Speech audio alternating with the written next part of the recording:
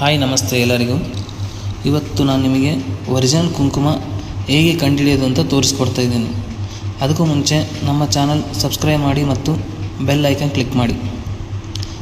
ಭಾಳ ಜನಕ್ಕೆ ಒರಿಜಿನಲ್ ಕುಂಕುಮ ಹೇಗಿರುತ್ತೆ ಅಂತ ಗೊತ್ತಿರಲ್ಲ, ಭಾಳ ಜನ ಮೋಸ ಹೋಗೋ ಜಾಸ್ತಿ.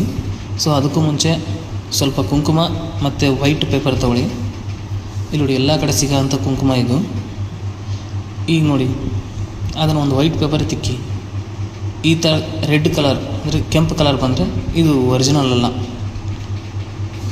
ಈಗ ಇನ್ನೊಂದಿದೆ ನೋಡಿ, ಇದನ್ನು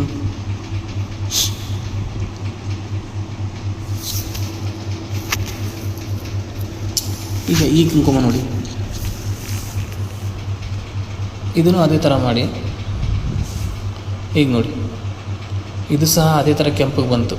ನೀವೆಲ್ಲ ಕಡೆ ತೊಗೊಂಡು ಮೋಸ ಹೋಗ್ತಿರೋಂಥ ಕುಂಕುಮ ಇವೇ. ಭಾಳ ಜನ ಎಲ್ಲ ಕಡೆಗೂ ಯಾರಿಗೂ ಗೊತ್ತಾಗ್ತಿಲ್ಲ. ಈಗ ಇನ್ನೊಂದು ತೋರಿಸ್ತೀನಿ ನೋಡ್ರಿ, ಇದೊಂದು ಈ ಕುಂಕುಮ ಅದೇ ಥರ ಮಾಡಿ.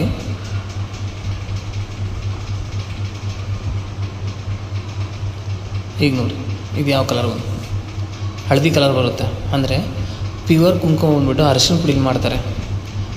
ಪೇಪರ್ ತಿಕ್ಕಿದಾಗ ಅರಿಶಿನ ಕಲರ್ ಬಂದರೆ ಮಾತ್ರ, ಅರಿಶಿನ ಪುಡಿ ಕಲರ್ ಬಂದರೆ ಮಾತ್ರ ಅದು ಒರಿಜಿನಲ್ ಅಂತ.